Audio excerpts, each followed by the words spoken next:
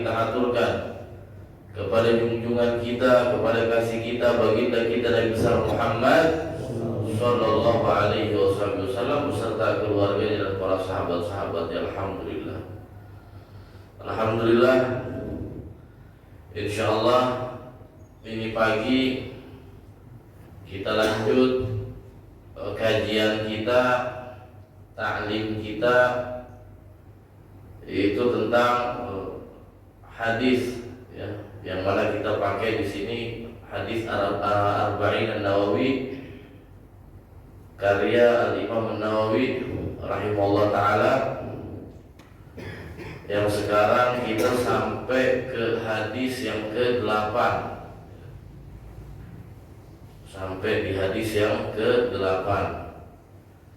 Hadis yang ke-8 an Ibnu Umar radhiyallahu taala anhuma anna Rasulullah sallallahu alaihi wasallam qala umirtu an uqatila an-nas hatta yashhadu an la ilaha illallah wa anna Muhammadan Rasulullah wa yuqimus shalah wa yu'tuz zakah fa idza fa'alu dzalik asamu minni dima'ahum wa amwalahum illa bihaqqil Islam wa hisabuhum 'ala Allah Ta'ala. Rawahu Bukhari wa Muslim. Hadis yang ke-8 ini dari Sayyidina Abdullah bin Umar bin Khattab radhiyallahu taala anhuma, sesungguhnya Rasul sallallahu alaihi wasallam bersabda,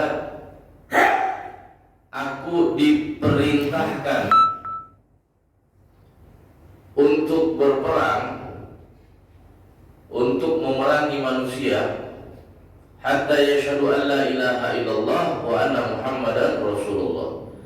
Aku diperintahkan, kata Rasulullah SAW, untuk memerangi manusia sampai mereka mengucapkan 2 kalimat syahadat, yaitu asyhadu an la ilaha illallah wa anna Muhammadan Rasulullah wa yuqimus shalah wa yu'tuz zakah, sampai mereka mengucapkan 2 kalimat syahadat, mendirikan salat, kemudian membayar zakat. Fa idza fa'alu dzalik, apabila mereka telah melakukan ketiganya ini, syahadat, salat, zakat, enggak disebut puasa, haji enggak. Apa-apa kalau mereka telah melakukan 3 hal ini, kata Nabi SAW, asamu minni dima'ahum wa amwalahum, maka terjaga ya, darahnya terjaga, dima'ahum wa amwalahum, darahnya terjaga, hartanya terjaga. Maksudnya nggak diperangi sama Nabi SAW. Illa bihaqqil Islam, kecuali urusan orang Islam. Jadi mereka udah mengucapkan 2 kalimat syahadat, mendirikan salat, membayar zakat, itu haram untuk dibunuh, ya, haram untuk diperangi, kecuali urusannya dengan hukum Islam. Seperti contoh, orang Islam, dia sholat, dia zakat, tapi membunuh, nanti ada yang namanya kisos itu. Kecuali membunuh itu untuk melaksanakan itu hukum Islam, ya. Tapi ada aturan-aturannya, nggak sembarangan gitu ya. Wa hisabuhum 'ala Allah Ta'ala, dan hisabnya ya atas Allah Subhanahu wa Ta'ala. Maksudnya kalau udah mengucap 2 kalimat syahadat, walaupun itu pura-pura gitu ya, walaupun di hatinya gimana-gimana gitu kan, di mulut doang gitu, itu urusan Allah Subhanahu wa Ta'ala, tapi haram diperangi. Rawahu Bukhari wa Muslim, hadis riwayat Bukhari Muslim. Nah, ini hadis hati-hati gitu sebenarnya, jangan dimaknai mentah-mentah. Kalau kita telan mentah-mentah di hadis, wih jahat bener ya, istilahnya orang diperangi ya kan, dibunuh.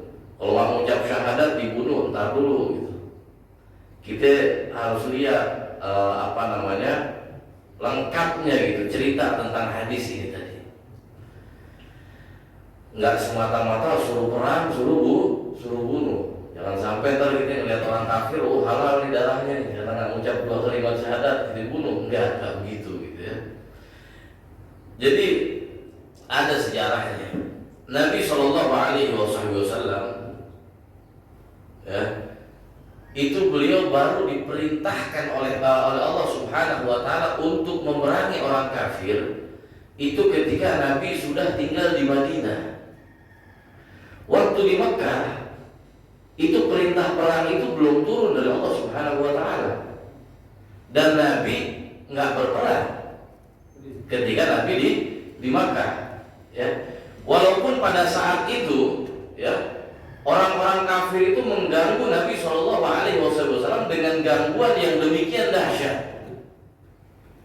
Tapi Nabi belum diperintahkan oleh Allah untuk berperang. Nabi nggak perang.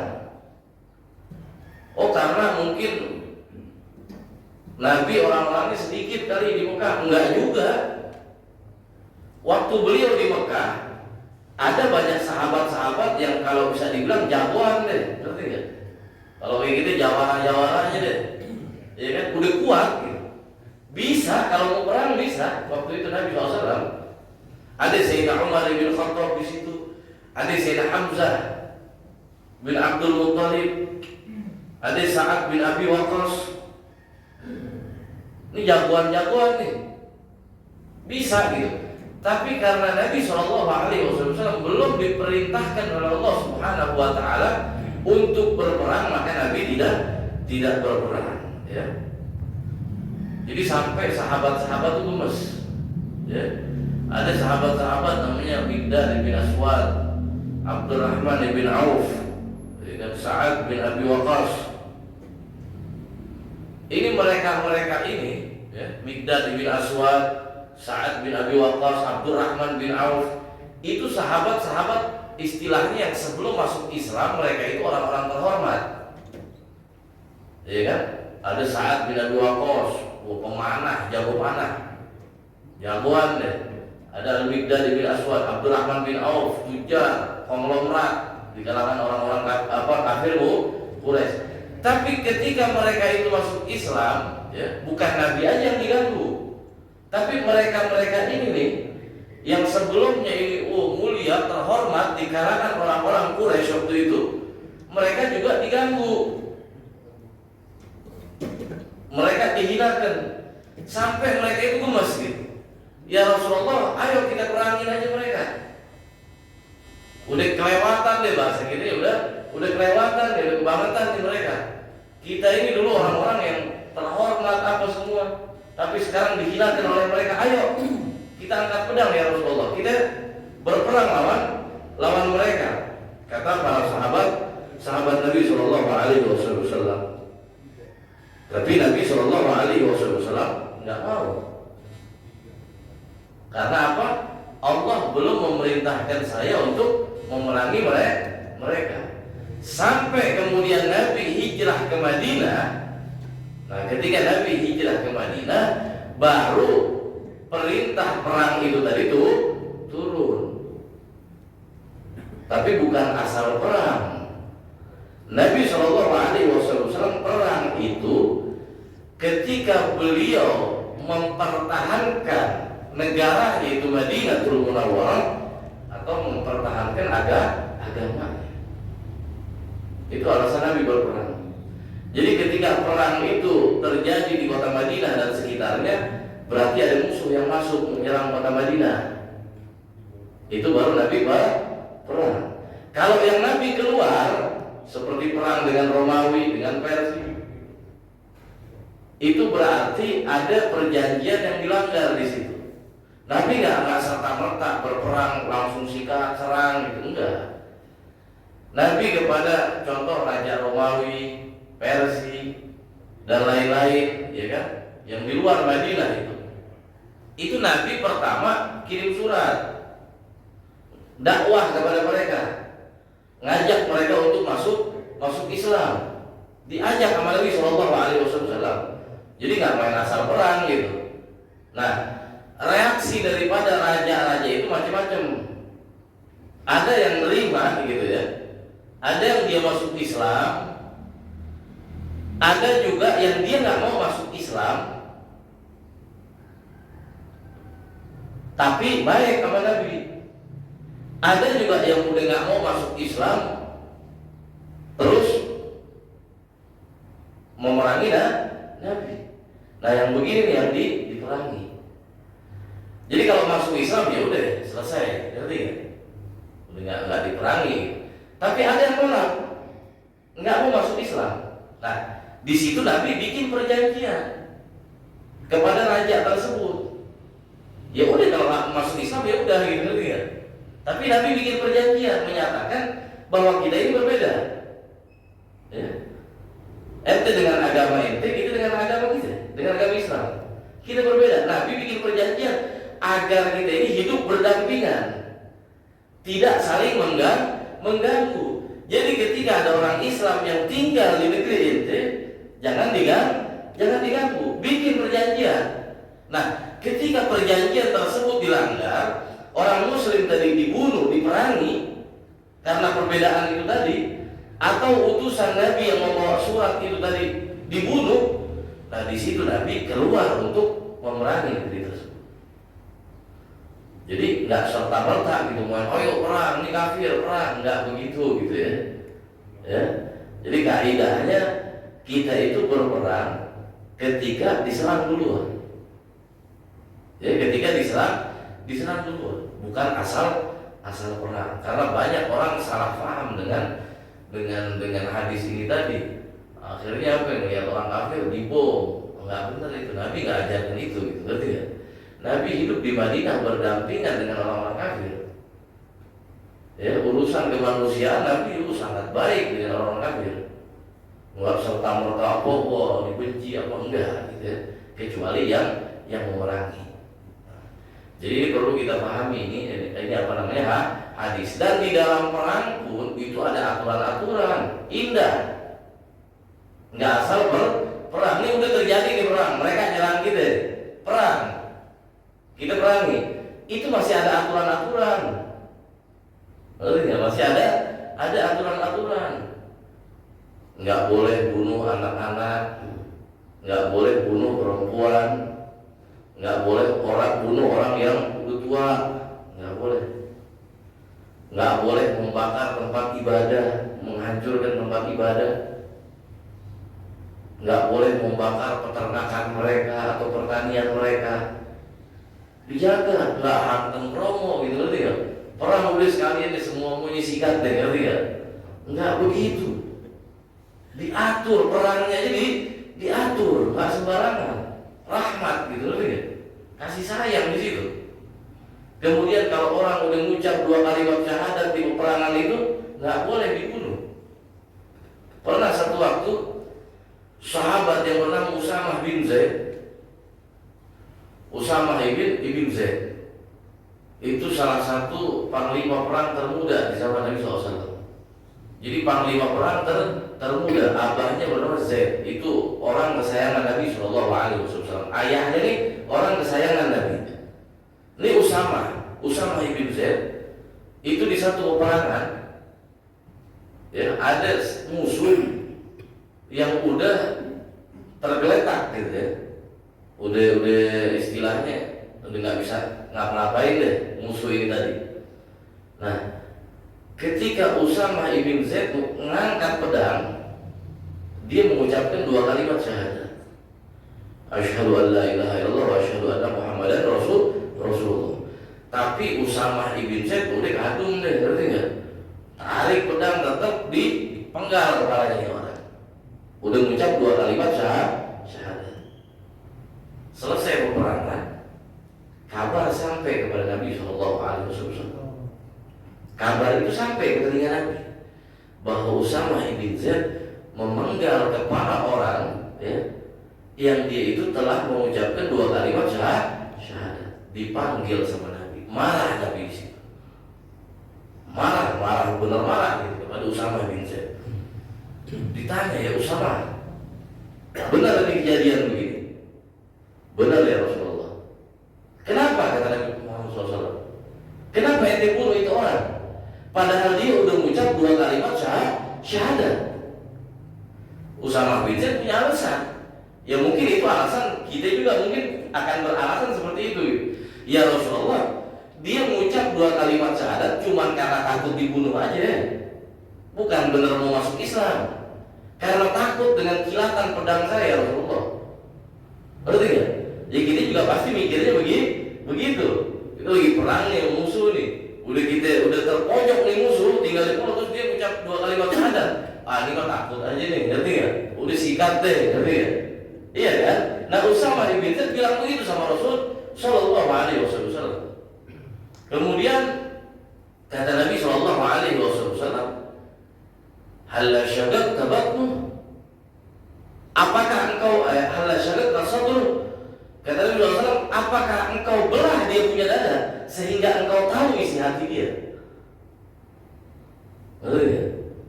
Apa yang belah dada itu orang sampai ente tahu isi hatinya nih? Kalau orang ini cuma pura-pura, marah Nabi di situ. Menunjukkan apa? Nggak boleh. Mau dia pura-pura itu urusannya sama Allah Taala. Buat dia selesai, jangan. Urusan dia sama Allah Subhanahu wa Ta'ala. Kalau dia pura-pura. Itu kata Nabi Shallallahu Alaihi Wasallam. Jadi diatur peperangan itu tadi, nggak sembarangan, nggak main asal sikat, nggak main asal hajar, nggak main asal bunuh. Nah ini rahmatnya Islam.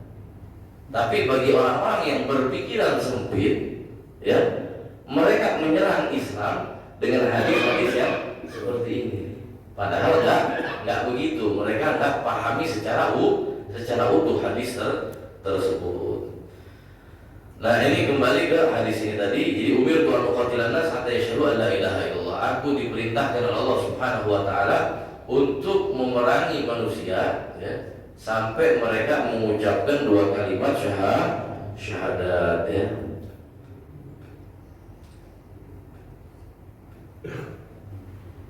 Nah kemudian 2 kalimat syahadat itu yakni penyaksian kita bahwa tiada Tuhan selain Allah, Nabi Muhammad itu utusan Allah Subhanahu wa Ta'ala.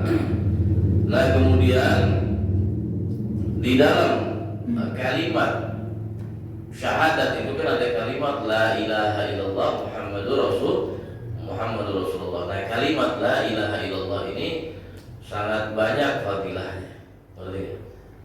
Jadi kalimat la ilaha illallah tiada Tuhan selain Allah ini bukan dibaca ketika orang mau masuk Islam aja, tapi rutinkan setiap hari ini kalimat. Karena kalimat ini demikian besar efeknya, demikian besar pahalanya, demikian besar ganjarannya dan manfaatnya. Kata Nabi Shallallahu Alaihi Wasallam, jadidu imanakum biqauli la ilaha illallah. Perbaharui iman kalian dengan mengucapkan la ilaha illallah. La ilaha illallah hisni wa man dakhala al-hisni amina min adabi. La ilaha illallah adalah bentengku, kata Allah Subhanahu wa Ta'ala. Man dakhala hisni amina min adabi. Barang siapa yang masuk bentengku maka dia aman dari azabku. Jadi orang yang membaca la ilaha illallah berarti dia telah masuk bentengnya Allah Subhanahu wa Ta'ala. Dan banyak lagi keterangan-keterangan hadis-hadis, ya kan, yang menyatakan apa fadilah daripada kalimat la ilaha illallah. Maka dari itu kita rutinkan tiap hari ini kalimat, ya. Bahkan dalam riwayat ada riwayat mengatakan bahwasanya siapa yang mengucapkan kalimat la ilaha illallah 70,000 marrah, 70.000 kali dia mengucapkan kalimat la ilaha illallah, maka itu menjadi tebusan dirinya dari api neraka. Maksudnya apa? Bebas dari api neraka. Kalau dia mengucapkan la ilaha illallah sebanyak 70.000 kali. Nah ini para salaf terdahulu pakai ini. Mereka seumur hidup sekali ngamalin ini, baca la ilaha illallah 70.000 kali. Emang lama gitu ya. Tapi ini ada satu riwayat, ini menjadi tebusan diri kita dari api neraka. Bahkan untuk orang meninggal pun dibacakan.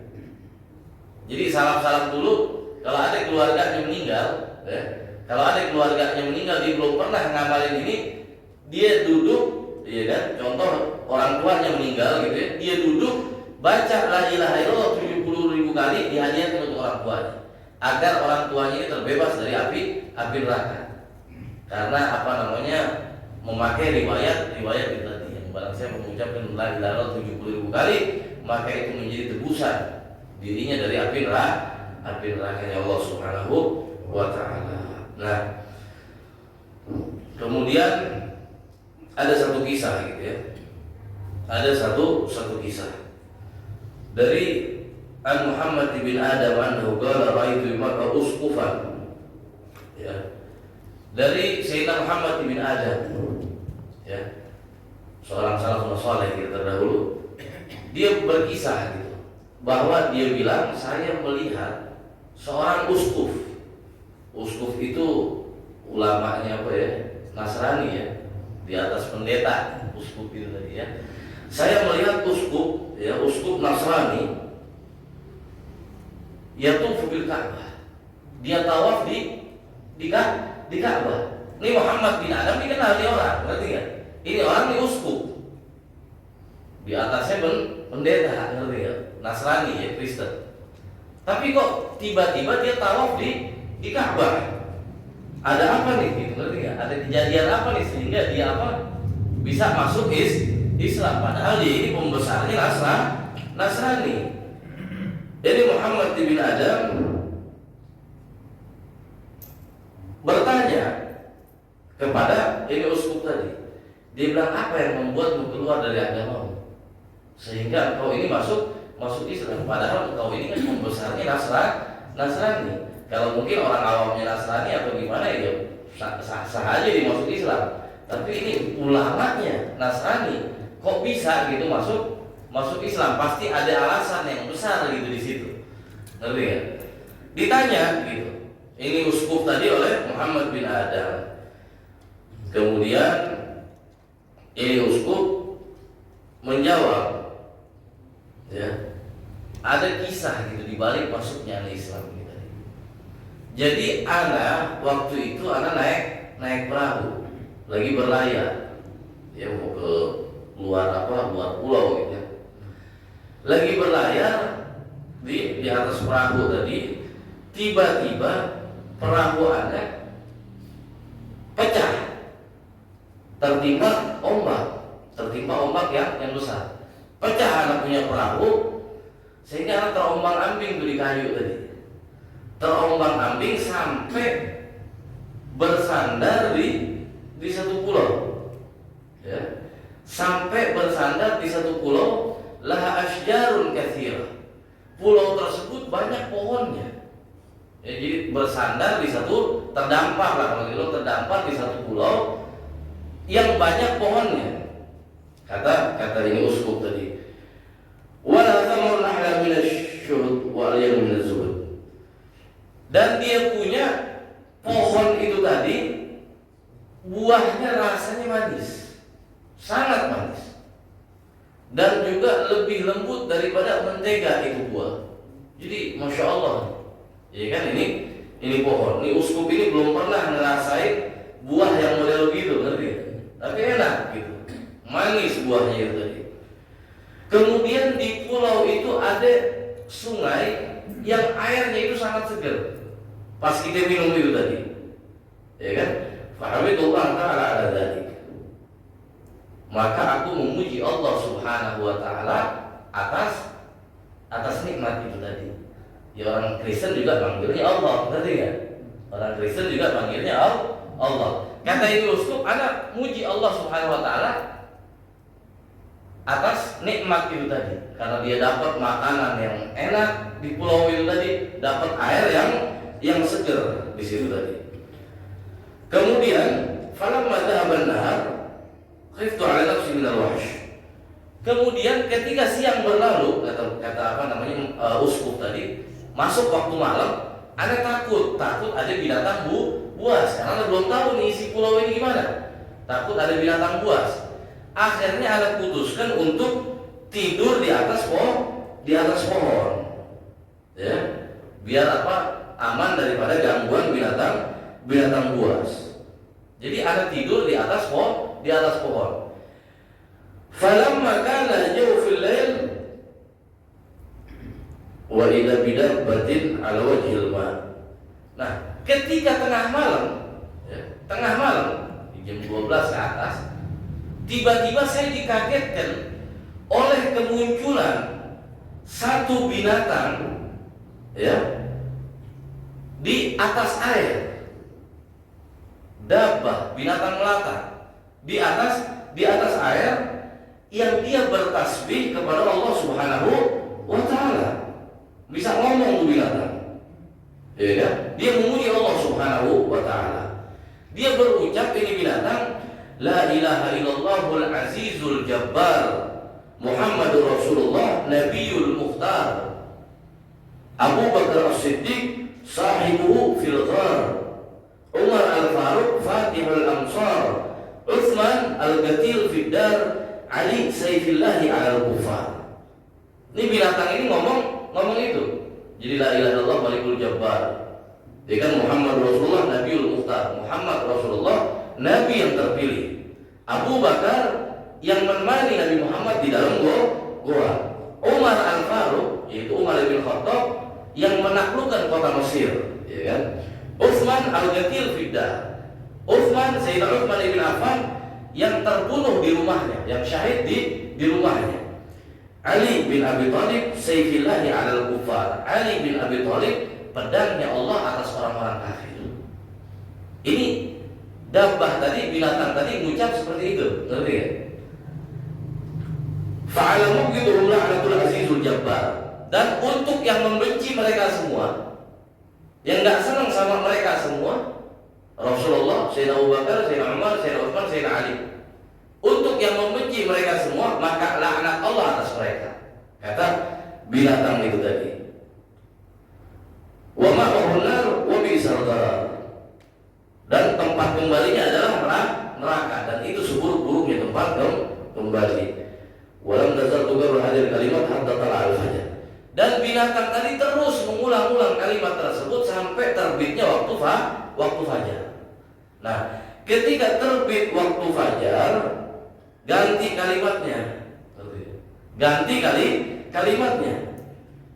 Ini dabbah tadi mengucapkan la ilaha illallah as-sadiqul wa'dil wa'id Muhammadur Rasulullah al-hadi ar-rasyid Abu Bakar Dzurra'is Sadid Umar ibn Khattab Sur min Hadid Uthman al-Fadil al-Syahid Ali bin Abi Thalib Dzul Ba'si Syadid fa'ala mubghiduhum la'natu rabbil majid.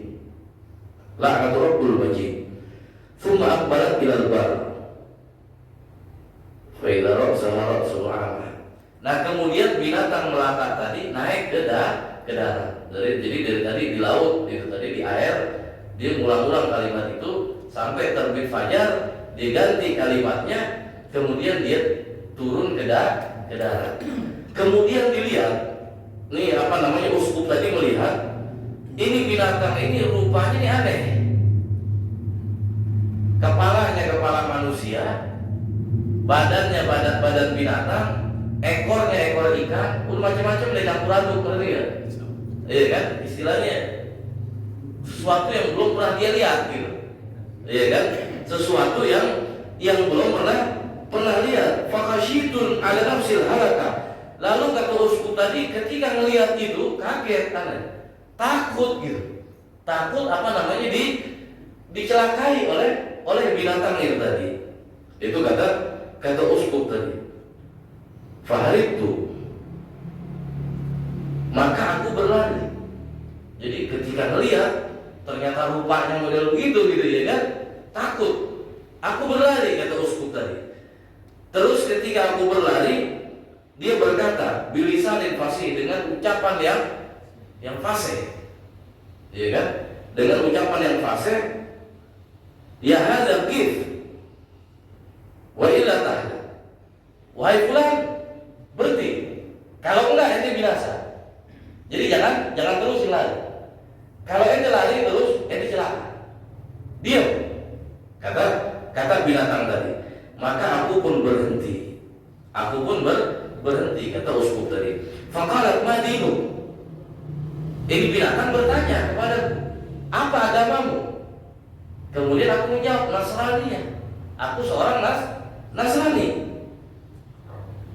Faqalat wailah irji ila dinil Hanafiyah. Maka jin tadi binatang tadi berkata, wailah, celaka engkau, kembalilah engkau ke agama yang lurus, yaitu agama Islam. Ya.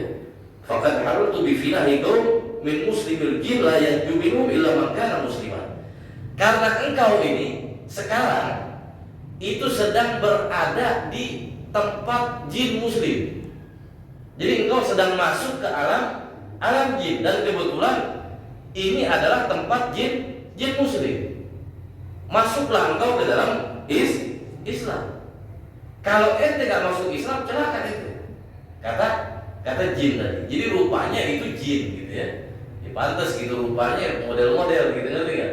Mukanya manusia, badannya begini, itu jin Islam gitu ya. Jadi rupanya orang terdampar di satu pulau, yang pulau itu ya tempatnya jin muslim.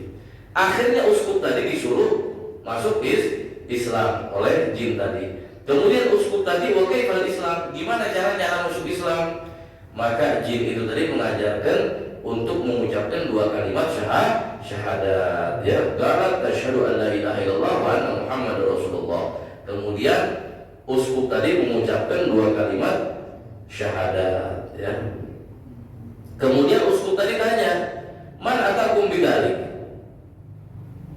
Siapa yang bikin ente orang nih, kaum jin ini masuk Islam? Jadi uskup balik tanya gitu, ngerti ya? Kok bisa ente orang masuk Islam? Kata jin tadi, ya ada orang-orang, ya, kaum kami, ya ada beberapa orang di kaum kami, kata jin tadi, itu yang datang ke Nabi Muhammad SAW dan dapat dakwah dari Nabi Muhammad SAW. Ya. Kemudian setelah terjadi percakapan tersebut, jin tadi menawarkan kepada aku, kata uskup tadi. Dia tawarkan kepadaku, mau tetap tinggal di sini atau mau pulang ke keluarga.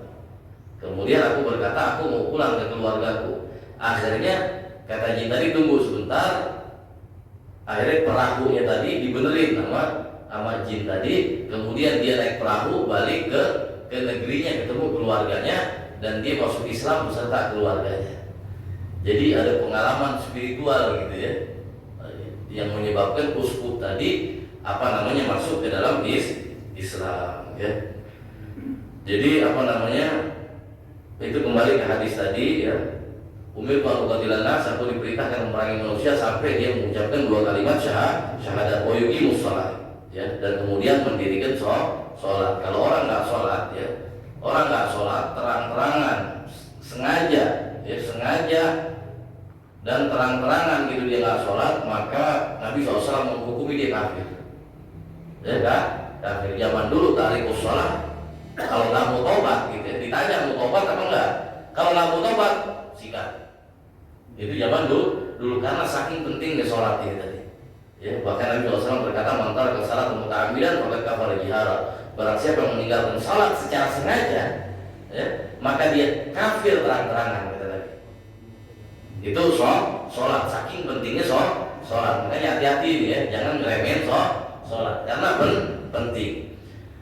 Nah, kemudian wayutus zakah, dan membayar zakat. Orang nggak mau bayar zakat, sikat, udah perangi. Sepeninggal Nabi SAW, ketika wafat Nabi SAW, itu banyak orang-orang itu yang nggak mau bayar zakat, karena mereka beranggapan bahwa zakat ini untuk Nabi Muhammad. Kalau sekarang ke siapa ya? Gitu, akhirnya mereka nggak mau bayar zakat, diperangi oleh Sayyidina Abu Bakar As-Siddiq, karena itu perintah Nabi, ya, diperangi. Jadi orang yang nggak sholat, orang yang nggak bayar zakat diperangi sampai dia mau tobat, mau balik. Yang nggak sholat dia mau sholat, ya kan? Yang nggak bayar zakat dia mau bayar zakat. Nah, kalau udah melakukan 3 itu maka aman, kata Nabi SAW.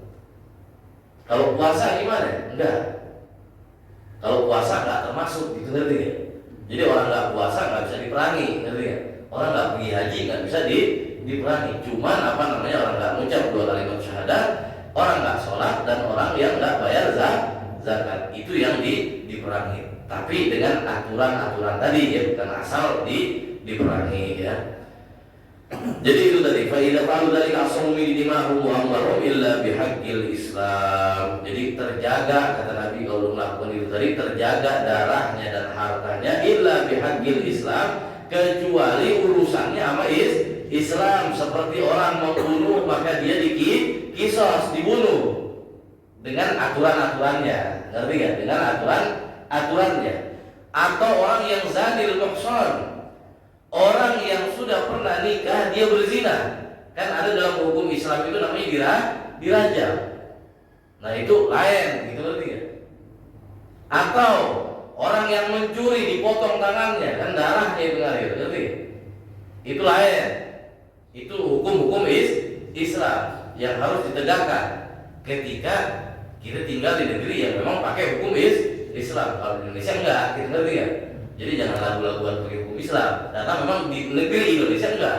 Jangan ntar kembali gitu main potong aja tangannya. Ntar dulu, ini negara kita enggak pakai hukum Islam. Ada hukumnya sendiri gitu. Ya, jadi jangan asal-asalan juga gitu ya. Kecuali di negeri-negeri yang memang pakai hukum Islam, seperti contoh Saudi mungkin. Ya kan ada hukum kisos di situ, ada hukum potong tangan, itu lain gitu ya. Jadi illa bihaqqil Islam wa hisabuhum 'ala Allah taala. Dan setelah mereka mengucapkan dua kalimat syahadat tadi, hisabnya itu harus Allah Subhanahu wa taala. Jadi jangan kita ngelihat orang ini cuma pura-pura aja, orang ini munafik atau apa, jangan. Kita nggak tahu hatinya dia, ngerti nggak? Kita nggak tahu hatinya dia. Pokoknya dia Muslim, ngucap dua kalimat syahadat, ya perlakukan mereka sebagaimana Muslim. Jangan kita bawa adat sendiri, gitu, ngerti nggak? Jangan bawa adat, karena urusan hati itu urusan antara dia dan Allah Subhanahu wa taala. Kalau memang ternyata ini orang-orang munafik, Allah udah siapkan seburuk-buruknya tempat di neraka kalau munafik. Lebih parah dari orang kafir. Tapi urusannya sama Allah taala, bukan sama kita. Ngerti nggak? Urusannya sama Allah taala. Innal munafiqina fid darkil asfali min jahannam. Sesungguhnya orang-orang munafik itu di kerak terbawah neraka jahanam. Bayangin, saking bahayanya orang munafik, orang kafir di neraka jahanam, orang munafik di darkil asfal paling bawah, di kerak neraka jahanam. Lebih parah, gitu, ngerti nggak? Jadi urusannya Allah Subhanahu wa taala. Jadi kita nggak boleh menghukumin hati orang, ya. Orang ini pura-pura atau enggak, kita nggak boleh menghukumi, ya. Jadi bisa dipahami ya. Nah ini hadis yang ke-8 rawahul Bukhari wa Muslim. Hadis riwayat Bukhari dan Muslim. Mudah-mudahan Allah Subhanahu wa taala ampunkan dosa-dosa kita. Allah Subhanahu wa taala berikan keberkahan untuk kita semua, dan Allah Subhanahu wa taala kumpulkan kita nanti di yaumul qiyamah bersama Nabi kita Muhammad sallallahu alaihi wasallam. Bismillahirrahmanirrahim. Alhamdulillahirabbil alamin. Allahumma shalli ala sayyidina Muhammad wa sallim. Muhammad ilahi rabbana anta maqsudana wa radaka matlubana atina mahabbatuka wa ma'rifataka ya awwal al-awwalin ya akhir al-awwalin